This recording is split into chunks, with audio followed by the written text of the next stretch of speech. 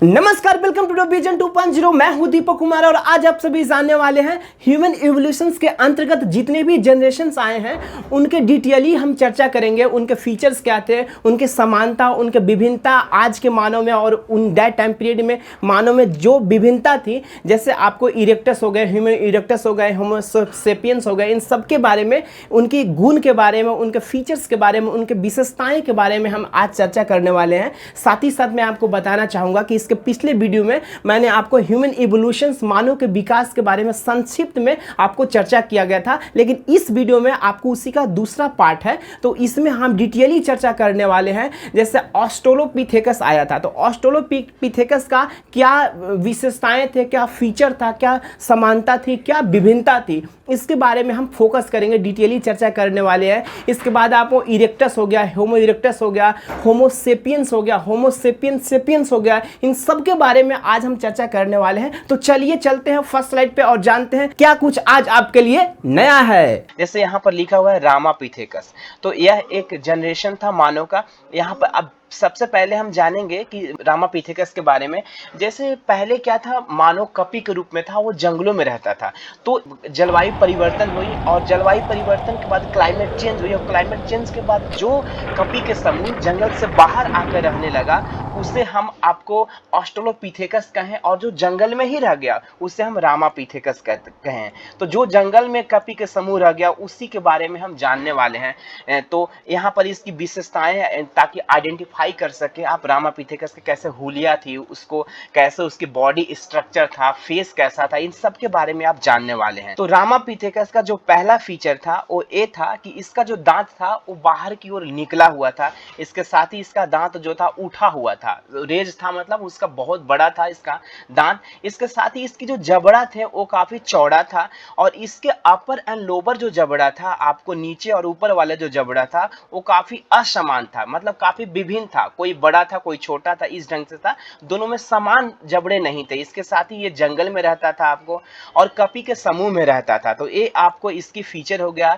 इन सब चीजों को आप याद रखें, ताकि इन सब चीजों को आप जब याद करते हुए सारे जितने भी जनरेशन आए हैं सबकी बॉडी स्ट्रक्चर जो परिवर्तन हुए लगातार क्रम बाई क्रम, उन सबको जब याद रखेंगे तो आपको पता चला किस ढंग से मानव का विकास हुआ। इसलिए मैं बता रहा हूँ, आप इसको ध्यान देंगे। इसके जो आपको दांत बाहर की ओर निकला हुआ था उसको और दिखता था, इसके जबड़े जो काफी चौड़ा थे, और इसके साथ ही जो दोनों जबड़े थे लोअर एंड अपर वो काफी डिफरेंस थे, अलग अलग है। तो ये आपको फीचर है, जंगल में रहता था कपि के समूह में। तो इसके साथ ही मैं एक और क्वेश्चन आपसे पूछना चाहूंगा। यदि आपसे ऐसा पूछ दिया जाए कि ह्यूमन जो मानव के विकास में जितने भी जनरेशन्स आए उनको क्रम बाई में एक ऑर्डर में सजाएं, एक क्रम बाई सजाएं, यदि ऐसा क्वेश्चन पूछ दिया जाए तो आप बताएंगे कि पहले रामापिथेकस को लिखेंगे, इसके बाद ऑस्ट्रेलोपिथेकस को लिखेंगे, इसके बाद होमो इरेक्टस को लिखेंगे, और इसके बाद निएंडरथल को लिखेंगे, और इसके बाद होमो सेपियंस को लिखेंगे, और इसके बाद होमो सेपियंस सेपियंस को लिखेंगे। तो इस तरह क्रम बाई क्रम आप जब लिखेंगे तो ये जी ऑर्डर पूरा हो जाएगा।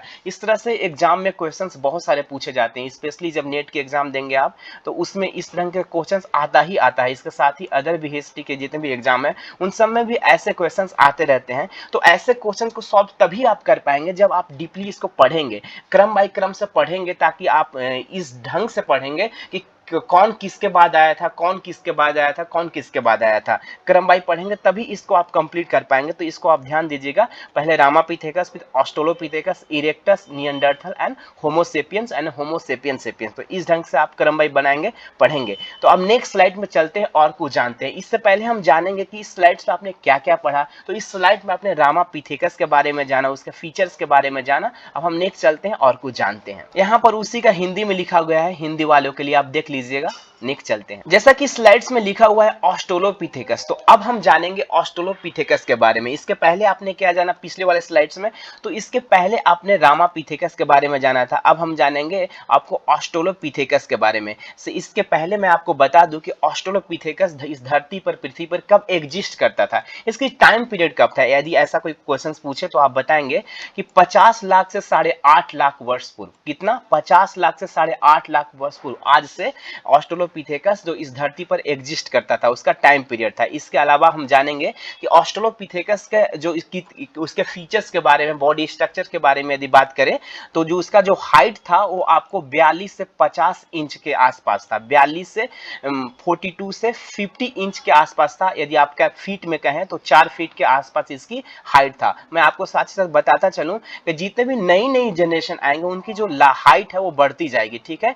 तो इसकी जो हाइट मैंने बता दिया, इसकी जो वेट था वो आपको 40 से 70 पाउंड था, मींस 40 से 70 पाउंड के आसपास इसकी वेट था। इसके साथ ही ये जो था आपको ऑस्ट्रेलोपिथेकस वो झुक कर चलता था। मैं आप कह सकते हैं कि सेमी इरेक्शंस की इसमें थी, सेमी इरेक्शन सी, पूरी तरह खड़ा होकर तो नहीं चलता था और नहीं पूरा झुक कर चलता था। सेमी इरेक्शन सी मतलब झुक कर, कुछ झुक कर चलता था। इसके साथ ही जो इसको बैकबोन थे, इसके जो रीढ़ के, हिंदी में कहें तो रीढ़ के हड्डी जो था वो झुका हुआ था, ठीक है। इसके साथ ही और इसके फीचर की बात करें तो इसके जो पैर था वो काफी छोटा था, माउथ जो था, मुंह था इसके थूथनदार था, और इसको जो जबड़े थे वो काफी चौड़े थे। जबड़े कैसे थे? चौड़े थे। मैंने आपको पिछले स्लाइड में रामापिथेकस के बारे में बताया था कि उसके भी जबड़े काफी चौड़े थे, तो इसके भी जबड़े काफी चौड़े हैं। तो आप इससे अंदाजा लगा सकते हैं कि आप सोच सकते हैं कि जो इसके जबड़े वाले जो चीजों में देखा जाए तो कोई विकास नहीं हुआ था इस जनरेशन में, ऑस्ट्रेलोपिथेकस में। जैसा रामापिथेकस का जबड़ा था वैसा ही आपको ऑस्ट्रेलोपिथेकस के भी जबड़ा दोनों को चौड़ा रहता है, जैसे as a in the Ramapithecus. अब हम नेक्स्ट चलते हैं और इसके फीचर के बारे में जानते हैं। तो इसका जो दांत था वो आपको बाहर निकला हुआ था, ठीक है। इसके भी दांत बाहर निकला हुआ था।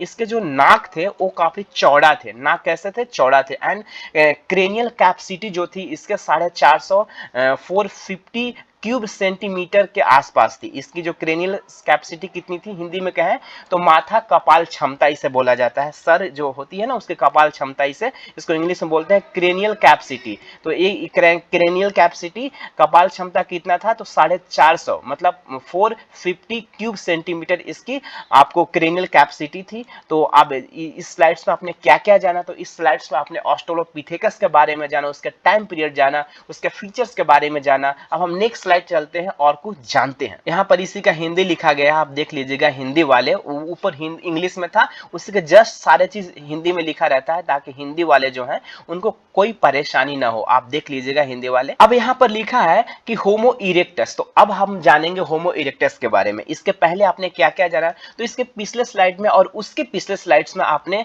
रामापिथेकस एंड आपको ऑस्ट्रेलोपिथेकस के बारे में आपको बताया था। अब जो नेक्स्ट जनरेशन है वो होमो इरेक्टस है। मैं आपको बताता चलूं कि जो होमो इरेक्टस है वो थर्ड जनरेशन है, ठीक है। अब हम जानेंगे पहले इसके टाइम पीरियड के बारे में हम बात करते हैं। जो इसकी टाइम पीरियड की बात करें तो इसका टाइम पीरियड आपको 15 लाख से आपको 7.5 लाख के आसपास है। यहाँ पर जो मिलियन में आ गया है तो आप इसको ना ध्यान दें, मिलियन की जगह यहाँ पर लाख कर दीजिए क्योंकि यहाँ पर थोड़ी गलती हो गई है।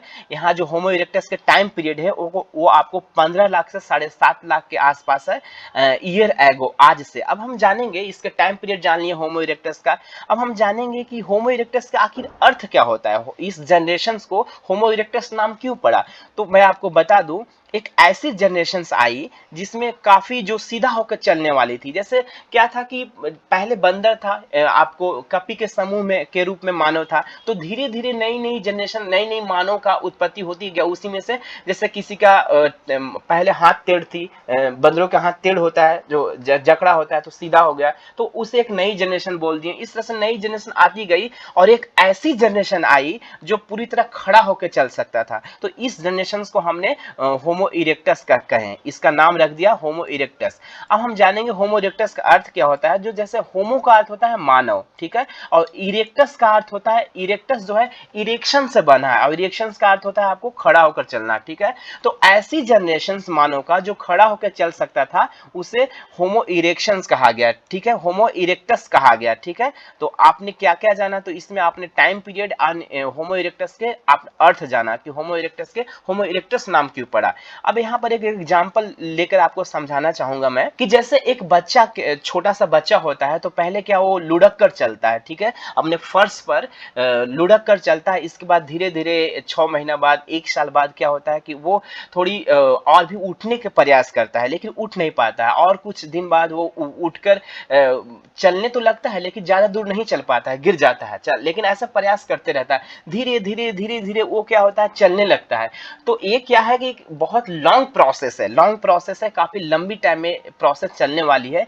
इसी तरह जो मानव का विकास हुआ है, मानव का विकास को आप एक बच्चा के उदाहरण से समझ सकते हैं। जैसे एक छोटा सा बच्चा का जैसे जन्म लेता है, इसके बाद कैसे वो खड़ा होकर चलता है, उसी तरह मानव भी पहले बंदरों के रूप में था, झुक कर चलता था। धीरे धीरे उसमें परिवर्तन आता गया, जलवायु परिवर्तन हुई, इसके बाद उसके शरीर में बहुत सारे परिवर्तन आते गए। उसकी हाथ सीधा हुआ, रीढ़ की हड्डी जो जिसे बैकबोन इंग्लिश में बोलते हैं, वो सीधा हो गया। इस तरह से धीरे धीरे धीरे धीरे कई लाखों वर्ष में ये जो प्रोसेस है काफी लाखों और करोड़ों वर्ष में जाती है। तो कई लाखों करोड़ों वर्ष के बाद वो पूरी तरह सीधा चलने लगा, तो वो जो जिसे हम होमो इरेक्टस कहते हैं। तो ये एग्जांपल मैंने लिया था आपको समझाने के लिए। आई होप डेट आप अच्छे से समझ रहे होंगे जो मैं बोलना चाहता हूँ, जो मैं बताना चाहता हूँ। अब हम जानेंगे इसके उस फीचर्स के बारे में कि इसकी बॉडी स्ट्रक्चर कैसे थी। तो बॉडी स्ट्रक्चर की जहां तक बात है, तो ये जो था आपको मानव जो था, होमो इरेक्टस जो था, वो चल सकता था, खड़ा होकर चल सकता। मैंने अभी बताया इसको आपको कि ये खड़ा होकर चल सकता था। इसके अलावा इसके जो बैकबोन थी, रीढ़ की हड्डी जो थी, वो सीधी थी। इसके अलावा जो क्रेनियल जो कैपेसिटी जो इसकी थी, वो बढ़कर आपको 775 775 हो गई थी। अब यहाँ पर एक सवाल उठती है कि क्रेनियल कैपेसिटी आप देखेंगे कि पिछले वाले जो जनरेशन था, इसके पहले होमो इरेक्टस के जो पहले वाले जनरेशन था, जिसे हम आपको ऑस्ट्रेलोपिथेकस कहते हैं, उसकी क्रेनियल कैपेसिटी बहुत कम थी। लेकिन यहाँ पर क्या है, इसकी बढ़ गई। तो अब हम जानेंगे इसको बढ़ क्यों रहा है। एक सवाल उठती है, बढ़ क्यों रहा है। तो मैं आपको बता दूं कि जैसे जैसे मानव खड़ा होता गया ना, वैसे वैसे क्रेनियल कैपेसिटी बढ़ गई। कि तो क्रेनियल कैपेसिटी क्यों बढ़ती है, क्योंकि वो खड़ा होने के बेस पे बढ़ती है। पहले क्या था, ऑस्ट्रेलोपिथेकस निहुर कर चलता था, झुक कर चलता था, तो क्रेनियल कैपेसिटी कम थी। जब नई जनरेशन आई होमो इरेक्टस, वो खड़ा होकर चलता था, इसीलिए उसकी जो क्रेनियल कैपेसिटी जो है बढ़कर आपको 775 के आसपास हो गई, 775 घन सेंटीमीटर के आसपास हो गई। अब जो इसकी नेक्स्ट फीचर था, वो आपको इसकी जो सारी हड्डियां थी वो सीधी हो गई। इसके अलावा इसकी जो हाइट थी वो बढ़कर आपको 5 फीट हो गई। मैंने आपको बताया था इसके पिछले जनरेशन में, जिसको हम ऑस्ट्रेलोपिथेकस कहते हैं, उसकी जो हाइट थी 4 फीट के आसपास थी, लेकिन इसकी जो हाइट हो गई 5 फीट हो गई। तो क्योंकि ये सीधा होकर चलने लगा था, वो झुक कर चलता था, इसलिए जो हमेशा जो नई नई जनरेशन आएगी उसमें नई नई चेंजेस, सुधार आती रहेगी। तो यहाँ पर बदलाव नहीं आई और 4 से 5 फीट हो गई। पहले क्या था, 4 फीट उसकी लंबाई थी और होमो इरेक्टस की 5 फीट हो गई। तो ये आपको क्या, बॉडी स्ट्रक्चर में जो चेंजेस आई, जो बदलाव आया, वो उसके बारे में आपको बताया। अब हम जानेंगे कि जो होमो इरेक्टस की जो साक्ष्य है, जो प्रमाण कहां से मिलता है इन द वर्ल्ड में जानेंगे। तो इसमें जो इसका लोकेशंस है, होमो इरेक्टस के जो साक्ष्य प्रमाण आपको सबसे पहले अफ्रीका से मिलता है। यहाँ पर देख लीजिए, अफ्रीका से मिलता है आपको। अफ्रीका कॉन्टिनेंट, उसमें कई देश आते हैं, उन सब कई देशों से मिलती है, जैसे अफ्रीका आप मान लीजिए। इसके अलावा चाइना से मिलता है। इसके अलावा केन्या एक अफ्रीका कॉन्टिनेंट का ही, अफ्रीका महादेश का ही एक देश है। तो केन्या में एक जगह है, आप कह सकते हैं झील है, तुकाना, तो उसी के आसपास जो होमो इरेक्टस का साक्ष्य मिलते हैं। इसके अलावा फ्रांस में मिलता है। और मैं साथ ही साथ में आपको बताता चलूं कि जो इंडियन पेनिनसुला है, जो भारतीय उपमहाद्वीप में, इसके साक्ष्य नहीं मिलता है। ठीक है, इस बात को आप ध्यान रखेंगे, कभी पूछ सकता है कि होमो इरेक्टस की, ऐसा क्वेश्चंस बना सकता है कि होमो इरेक्टस का साक्ष्य भारत में मिलता है, तो आप बोलना है आपको नहीं, भारत में इसकी साक्ष्य नहीं मिलता है। अब हम जानेंगे इस स्लाइड्स में आपने क्या क्या जाना। तो इस स्लाइड्स में आपने पढ़ा होमो इरेक्टस के बारे में, उसका टाइम पीरियड, उसको अर्थ और उसके बॉडी स्ट्रक्चर, जो बदलाव आए थे, उन सब के बारे में आपने जाना। अब नेक्स्ट स्लाइड पे चलते हैं और कुछ जानते हैं। अब हम जानेंगे निएंडरथल के बारे में, जो नेक्स्ट जनरेशन है जिसका नाम है निएंडरथल। इसके पहले आपने क्या क्या जाना। तो इसके पहले आपको रामापिथेकस के बारे में आपको मैंने बताया जो पहली जनरेशन थी, इसके बाद दूसरी जो जनरेशन थी आपको ऑस्ट्रेलोपिथेकस था, तीसरी जो जनरेशन थी वो होमो इरेक्टस था, और जो चौथी जनरेशन है वो निएंडरथल है। तो आपको ध्यान भी रखेंगे कि जो चौथी जनरेशन क्या है, निएंडरथल। यहाँ पर एक साथ ही साथ मैं एक चीजों को ऐड करना चाहूंगा, बताना चाहूंगा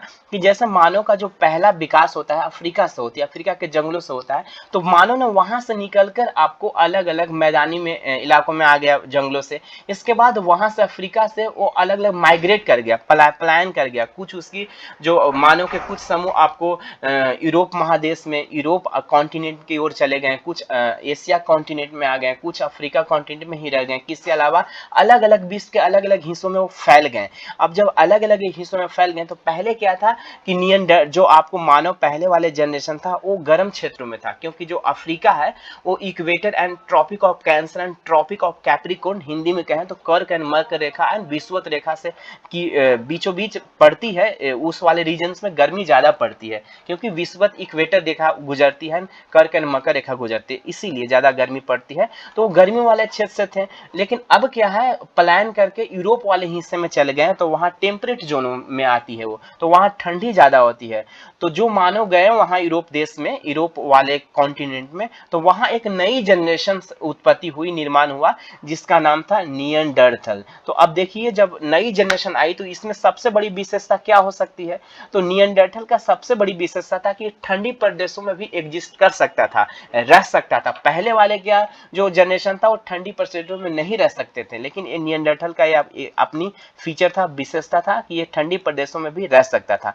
अब हम निएंडरथल के जो बॉडी स्ट्रक्चर, जो चेंजेस आई थी, जो होमो इरेक्टस के बाद इस जनरेशन में जो चेंजेस आई थी, जो परिवर्तन आई थी, इसके बारे में हम जानने वाले हैं। तो जो इसका पहला चेंजेस था, तो इसकी बॉडी स्ट्रक्चर की बात करते हैं हम जहां तक, तो इसकी जो क्रेनियल कैपेसिटी थी वो काफी इंक्रीज हो गई थी। ठीक है, क्रेनियल कैपेसिटी की काफी ज्यादा इंक्रीज हो गई थी निएंडरथल का, किसके अपेक्षा, तो इसके पहले वाले जनरेशन की अपेक्षा।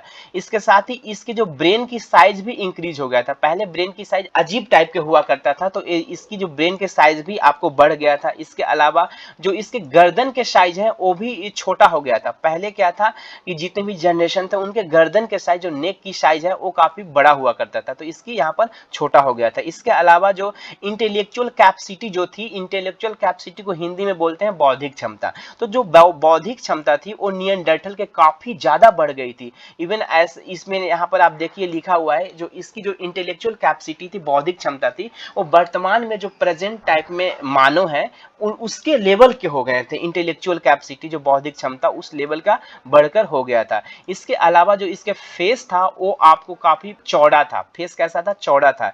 इसके अलावा जो इसके माथा था वो भी काफी चौड़ा था, सीध जिसे बोलते हैं आपको, हेड, वो भी काफी चौड़ा था। इसके अलावा मैं आपको बता दूं ये झुक कर थोड़ी चलता था, लेकिन आप यहाँ पर याद रखें इसकी बैकबोन, रीढ़ की हड्डी टेढ़ी नहीं थी, सीधी थी, लेकिन थोड़ी झुक कर चलता था। तो इस स्लाइड में आपने क्या क्या जाना, तो इस स्लाइड्स में आपने निएंडरथल के बारे में जाना, मैंने बताया। इसके अलावा मैंने बताया कि इसकी बॉडी स्ट्रक्चर क्या था, और इसके बाद जो निएंडरथल के में कौन सी ऐसे विशेषताएं थे जो इसके जो पूर्वज थे, जो पिछले वाले जनरेशन थे, उनसे भिन्न था। तो इन सब के बारे में मैंने आपको बताया। अब नेक्स्ट स्लाइड पे चलते हैं और कुछ जानते हैं। तो यहाँ पर उसी को हिंदी में दिया गया, आप देख लीजिएगा। तो जैसा कि स्लाइड्स में आप देख रहे हैं, यहाँ पर लिखा है होमो सेपियंस। तो अब आप होमो सेपियंस जनरेशन के बारे में जानने वाले हैं। इसके पहले के जनरेशन के बारे में फिर से मैं बताना चाहूंगा। तो रामापिथेकस पहला जनरेशन था, दूसरा जनरेशन आपको ऑस्ट्रेलोपिथेकस था, तीसरा जनरेशन आपको होमो इरेक्टस था, और चौथा जनरेशन निएंडरथल था, और पांचवा जनरेशन होमो सेपियंस था। तो होमो सेपियंस आपको पांचवा जनरेशन था, इसके बारे में जानेंगे। सबसे पहले मैं आपको बता दूं कि होमो सेपियंस को जो आधुनिक मानव के वैज्ञानिक नाम के रूप में भी जानते हैं। आपने कई बार जीके वगैरह में पढ़ा होगा कि मानव के वैज्ञानिक नाम क्या है, तो होमो सेपियंस, तो वही एक जनरेशन था मानव का। तो इसको होमो सेपियंस नाम क्यों पड़ा, तो इसलिए पड़ा कि होमो सेपियंस जो नई जनरेशन आई उसमें कुछ ऐसी विशेषताएं थी जो इसके पूर्वज जितने भी पहले वाले जनरेशन थे उनसे काफी भिन्न भिन्न था, इसलिए इसे होमोसेपियंस कहा गया। मैं आपको बताता चलूं कि होमोसेपियंस जो था, आपको इसके कुछ फीचर्स के बारे में पहले मैं बताऊंगा कि इसकी जो बॉडी में चेंजेस आई, जो परिवर्तन आई, जो पहले वाले इसके जनरेशन से काफी भिन्न थी, उसके बारे में चर्चा मैं करना चाहूंगा। तो इसका जो पहला फीचर था वो था इसकी जो लिप्स थी, जो होठ थी, काफी उभरी हुई थी। जितने भी पहले इससे जनरेशन थे, इसके पहले वाले जनरेशन के जो होठ थे वो उभरी हुई नहीं होती थी, अजीब टाइप के बेढंग होते थे। लेकिन जो होमोसेपियंस का जो होठ था, आपको जिसे लिप्स बोलते हैं इंग्लिश में, वो काफी आज की मानव की तरह उभरा हुआ और बहुत आकर्षित था। इसके अलावा जो इसकी जो आपको दिमाग है, जो सर है, उसमें गोलाकार भाग का इसमें निर्माण होता है। पहले क्या था, जो जितने भी जनरेशन थे उनके जो सर में गोलाकार भाग का निर्माण नहीं हुआ था, लेकिन जो होमोसेपियंस में इसमें गोलाकार भाग का भी निर्माण होता है। इसके अलावा मैं आपको बता दूं कि इसके जो स्कूल्स ऑफ बोन एक हड्डी का नाम है। तो ये हड्डी आपको खोपड़ी को और रीढ़ की हड्डी को, जिसे इंग्लिश में बोलते हैं बैकबोन एंड खोपड़ी को जोड़ती है। तो इस हड्डी को एक विशेष हड्डी का इसके शरीर में निर्माण होता है, जो आपको खोपड़ी और बैकबोन को जोड़ती है। तो इस हड्डी का भी निर्माण होता है होमोसेपियंस में, जो पहले वाले जनरेशन में ऐसा नहीं था। तो ये दो चार इसके फीचर्स हैं या चेंजेस आई, जो परिवर्तन आई, उसके बारे में आपको बताया। इसके लिप्स उभरे हुए थे, इसके जो दिमाग में गोलाकार भाग का निर्माण हुआ, इसके अलावा जो एक हड्डी, विशेष प्रकार की हड्डी का निर्माण हुआ, इसे स्कूल्स ऑफ टॉप बोलते हैं। अब नेक्स्ट चलते हैं, अब जानते हैं जो होमोसेपियंस के प्रकार के बारे में, प्रजाति के बारे में। कि मैं आपको बता दूं कि होमोसेपियंस के 4 प्रकार हैं, ठीक है। होमोसेपियंस के कितने प्रकार हैं? 4 प्रकार। पहला काकेकस, दूसरा मंगोलॉइड एंड तीसरा निग्रेड। ये जो 4 जो प्रजाति थी, ये किसका था? तो आप प्रकार इसको कह सकते हैं, प्रजाति कह सकते हैं, होमोसेपियंस के था। इसके साथ ही मैं आपको बताता चलूं कि इन सभी का प्रमाण भारत में नहीं मिलता है, लेकिन एक जगह एक प्रमाण मिलती थी, इलाहाबाद के आसपास वाले रीजन्स में मिला तो था। लेकिन इसकी जो टाइम पीरियड को लेकर काफी कंफ्यूजन है। जैसे इसकी टाइम पीरियड जो है 1 करोड़ से लेकर आपको 20,90,000 के आसपास बताया जाता है, जो आपको काफी अजीब सी है, इसीलिए इसको प्रमाणित नहीं किया जा सका। इसीलिए भारत में इनका जो आपको माना नहीं जाता कि इनका साक्ष्य मिला है। लेकिन इलाहाबाद में इसकी थोड़ी साक्ष्य मिली थी, लेकिन इसे प्रमाणित नहीं किया जाने के कारण नहीं मानते हैं लोग। यहाँ पर एक सवाल बनती है कि यदि आपसे पूछ दिया जाए कि वर्तमान में जो मानव है, उसकी प्रवृत्तियां, उसकी बॉडी स्ट्रक्चर्स आपको पुराने जमाने के कौन से प्रजाति का, मानव के किस प्रजाति से मिलता जुलता है, तो आपको बताना है प्रोटो ऑस्ट्रेलियन रेस। एक और था आपको निग्रेड। तो 2 जो प्रजाति थी जिससे आपको मानव की जो चीजें, बहुत प्रवृत्तियां मिलती जुलती थी। इसके अलावा मैं आपको बता दूं कि आपने भारत को विजिट किया होगा, जैसे साउथ इंडिया में गए होंगे, वेस्ट इंडिया में गए होंगे, इसके अलावा आप नॉर्थ इंडिया में गए होंगे, ईस्टर्न भाग में गए होंगे, हिंदी में कहें तो आपको उत्तर दक्षिण पूर्व पश्चिम में गए होंगे, तो दक्षिण भारत में गए होंगे। तो वहां पर आप देखा होगा कि अलग अलग टाइप के लोग रहते हैं। दक्षिण में जाएंगे तो आप काले टाइप के लोग दिखेंगे, या फिर उनकी काले क्या, उनके रंग काले होते हैं। इसके अलावा आप ईस्टर्न में जाएंगे तो थोड़ी अजीब टाइप के शेप, मतलब उनकी जो शकल है, जो फेस है, वो अलग टाइप के रहेंगे। तो इस टाइप के आपको लोग भारत में दिखने को मिलेंगे। तो कभी आपने सोचा है कि ऐसा क्यों हुआ है? क्योंकि भारत में 4 प्रकार के, 4 प्रजाति के लोग रहते हैं, ठीक है। अब तो यहाँ पर आपने जाना 4 प्रजाति के लोग रहते हैं। अब हम नेक्स्ट चलते हैं और जानते हैं चारों प्रजाति के एक एक करके सेपरेटली हम जानेंगे उसके फीचर क्या है और किन भारत के किन भागों में वो रहते हैं, इन सब के बारे में जानने वाले हैं। पहले इस स्लाइड्स में आपने क्या क्या जाना एक बार रिव्यू कर लेते हैं। तो इस स्लाइड्स में आपने होमोसेपियंस के बारे में आपको बताया, उसकी प्रजाति के बारे में बताया कि 4 प्रजाति होते हैं उसकी, जो काकेकस हो गया, मंगोलियाड हो गया, निग्रेड हो गया। तो इस स्लाइड्स में आपने क्या जाना? तो इस स्लाइड्स में आपने जाना होमोसेपियंस के बारे में जाना। इसके अलावा होमोसेपियंस के प्रकार के बारे में आपको बताया कि उसके 3 प्रकार के होते हैं, काकेकस, मंगोलियाड एंड निग्रेड। तो इन तीनों के बारे में मैंने आपको बताया। अब इसके साथ ही मैंने आपको बताया कि भारत में कितने प्रकार के प्रजाति रहते हैं मानव का, तो मैंने बताया 4 प्रकार की प्रजाति रहते हैं। अब हम उन प्रजातियों के एक एक करके जानने वाले हैं नेक्स्ट स्लाइड में। तो चलिए चलते हैं नेक्स्ट स्लाइड पे। यहाँ पर उसी का हिंदी में लिखा गया, आप देख लीजिएगा। तो जैसा कि स्लाइड्स में आप देख रहे हैं, यहाँ पर लिखा है Negrito, proto Australian, Caucasus and आपको मंगोलियाड। ये आपको 4 प्रकार है। मैंने यहाँ पर निग्रेड, प्रोटो ऑस्ट्रेलियन, काकेकस एंड मंगोलियाड। तो ये जो 4 प्रजाति है भारत में रहती है। मैंने इसके पिछले वाले स्लाइड्स में आपको बताया था कि भारत में 4 प्रजाति के लोग रहते हैं। तो यही 4 वो प्रजाति हैं। आपको देख लीजिए यहाँ पर। अब हम जानेंगे चारों प्रजाति के बारे में, कुछ चीज़ों को जानेंगे, विशेषताएं जानेंगे, उनके हुलिया जानेंगे, उन्हें बॉडी स्ट्रक्चर के बारे में जानेंगे। जो निग्रिटो है उससे जो नाटे होते हैं वो, इसके अलावा जो उनके सर है वो गोलाकार माथा होती है, उनकी सर गोलाकार होता है। इसके अलावा वो बच्चों की तरह दिखते हैं, ठीक है, जो निग्रिटो होते हैं। इसके अलावा आप जानेंगे नेक्स्ट प्रजाति जो है प्रोटो ऑस्ट्रेलियन है। तो प्रोटो ऑस्ट्रेलियन जो है इसकी जो नाक जो है फ्लैट चिपटा नाक होता है। इसके अलावा ये काले दिखते हैं, ठीक है, तो इसके नाक आपको चिपटा होते हैं, ये काले दिखते हैं, ज्यादा काला होते हैं। इसके अलावा आपको जो इसकी कद जो है मंझौले कद के होते हैं, मीडियम कद के होते हैं। इसके अलावा ये इनकी जो सर है वो काफी मतलब लंबा होता है जो सर है। इसके अलावा जो मॉडर्न से यहाँ पर लिखा हुआ है कि मॉडर्न जो मानव है उसकी जो काफी नजदीकियां आप कह सकते हैं, मॉडर्न मानव का, आधुनिक मानव का जो प्रवृत्तियां हैं आपको निग्रिटो एंड प्रोटो ऑस्ट्रेलियन से काफी ज्यादा मिलता जुलता है। लगभग 80% चीजें मिलती जुलती है। आपसे सवाल भी पूछ सकता है कि जो वर्तमान में मानव है उसकी प्रवृत्तियां किस प्रजाति से मिलता है मानव का, तो आप बताएंगे निग्रिटो एंड प्रोटो ऑस्ट्रेलियन, ठीक है। अब नेक्स्ट चलते हैं। तो भारत में पाए जाने वाले जो नेक्स्ट प्रजाति है उसका नाम है काकेकस। काकेकस, जो काकेकस है उसकी अब हम फीचर्स के बारे में बात करते हैं, उसकी जो बॉडी स्ट्रक्चर के बारे में बात करें तो उसकी जो स्ट्रक्चर है, कद जो है बड़ा कद होता है। इसके अलावा जो नाक लंबे होते हैं उसके, और रोएदार शरीर होता है, ठीक है। ये जो 3 फीचर है इससे आप समझ सकते हैं कि काकेकस कौन हो सकते हैं। इसके अलावा जो लंबा कद है, बड़ा नाक है एंड रोएदार शरीर होता है। अब नेक्स्ट चलते हैं और चीजों के बारे में जानते हैं। इससे पहले यहाँ पर एक और चीज मैं जोड़ना चाहूंगा। काकेकस जो है, जैसे जो आर्यन जिन्हें बोलते हैं वो काकेकस प्रजाति से ही बिलोंग करते हैं, ठीक। आर्यन किससे कि, तो यहाँ सवाल भी बनती है कि काकेकस या फिर आर्यन किस प्रजाति से बिलोंग करते हैं, तो आपको बताना है काकेकस, ठीक है। अब नेक्स्ट प्रजाति के बारे में जानते हैं। तो जो नेक्स्ट प्रजाति है वो मंगोलियाड है, ठीक है। तो मंगोलियाड जैसे है, इनके फीचर्स के बारे में यदि बात करें, इनके बॉडी स्ट्रक्चर के बारे में बात करें तो एक नाटे होते हैं, ज्यादा लंबा नहीं होते हैं। इसके अलावा इनके जो नाक होता है वो चिपटा होता है, और इनको जो सर होता है काफी बड़ा होता है। जो सर कैसा होता है, बड़ा होता है। इसके अलावा जो इनका जो आंख होता है वो दरार जैसा आंख होता है, ठीक है, दरार जैसा इसके आंखें होते हैं। तो ये आपको इसके फीचर हो गए, इसके बॉडी स्ट्रक्चर के कुछ चीजें हो गए मंगोलियाड का। तो हमने तीनों के बारे में बता दिया। अब नेक्स्ट चलते हैं और कुछ सवाल के बारे में जानते हैं। जो यहाँ पर एक सवाल है कि जो भारत के मूल निवासी हैं, भारत के मूल निवासी कौन है, तो द्रविड़। जो दक्षिण भारत में लोग रहते हैं उन्हें द्रविड़ कहा जाता है, और जो आपको नॉर्थ इंडिया में उत्तर में रहते हैं उससे आर्यन कहते हैं।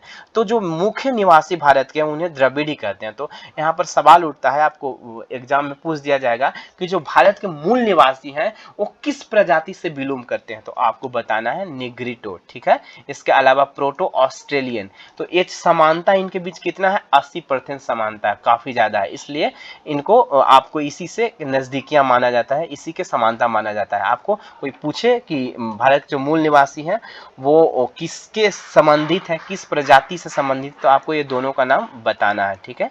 अब नेक्स्ट चलते हैं। यहाँ पर एक और सवाल है कि भारत में आए आर्यों की प्रजाति क्या थी, तो आपको बताना है काकेकस, ठीक है। तो वो जो आर्य थे भारत में जो आक्रमण किया था उनकी जो प्रजाति थी वो काकेकस था, ठीक है। तो इस तरह इस स्लाइड्स में आपने क्या क्या जाना, तो इस स्लाइड्स में आपने 4 प्रजातियों के बारे में जाना जो भारत में पाते हैं। जो पहला है निग्रिटो, दूसरा है प्रोटो ऑस्ट्रेलियन, तीसरा है काकेकस और चौथा है मंगोलियाड। तो ये चारों प्रजाति के बारे में आपको बताया। इसके अलावा कुछ सवाल के बारे में आपको बताया, इसके हुलिया, फेस, बॉडी स्ट्रक्चर के बारे में आपको बताया।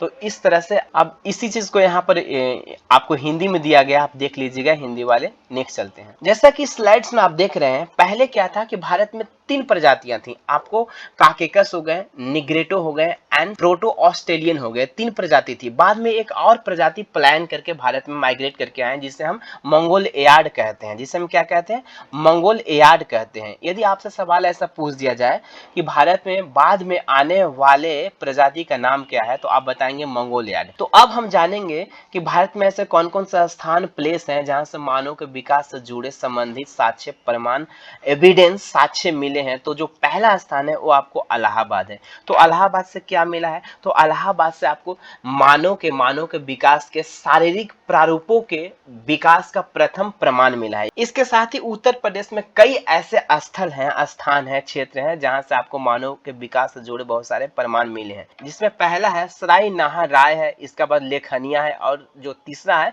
बगाई खोद है। ये जो 3 स्थान है उत्तर प्रदेश में जहां से आपको बहुत सारे चीजें मानव के विकास से जुड़े आपको एविडेंस और साक्ष्य मिले हैं। अब मैं आपको बता दूं ये सारे जो स्थल हैं आपको किस काल से संबंधित हैं, तो आपको बताना होगा। ऐसा कोई पूछ दे तो आपको मेसोलिथिक पीरियड से संबंधित है। जितने भी स्थान मिल रहे हैं जो आपको ह्यूमन बीइंग एंड मानव के विकास से जुड़े हैं, जैसे सराय नाहर राय हो गया, लेखनिया हो गया, बगाई खोद हो गया, सारे आपको मेसोलिथिक एज से संबंधित हैं, मेसोलिथिक एज से आपको संबंध रखते हैं, रिलेटेड हैं। अब नेक्स्ट चलते हैं और कुछ जानते हैं। इसके साथ ही जो इन स्थानों पर जैसे सराय नाहर राय हो गया, फिर लेखनिया एंड बगाई खोद हो गया, इनमें जो भी साक्ष्य मिले हैं जो मानव इन दैट टाइम पीरियड रहते थे, उनकी विशेषताएं के बारे में आप जानेंगे, कैरेक्टरिस्टिक के बारे में जानेंगे।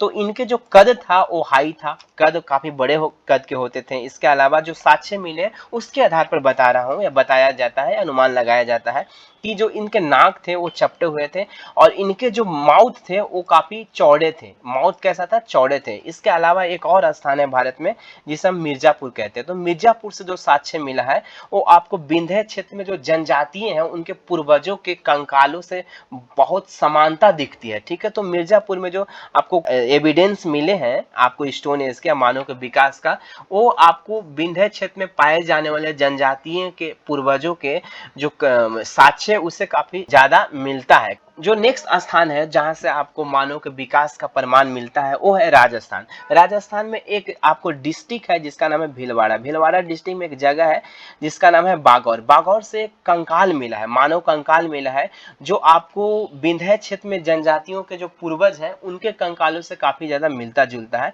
तो इस तरह से आज की वीडियो समाप्त होती है। थैंक्स फॉर वॉचिंग, धन्यवाद। Fearless.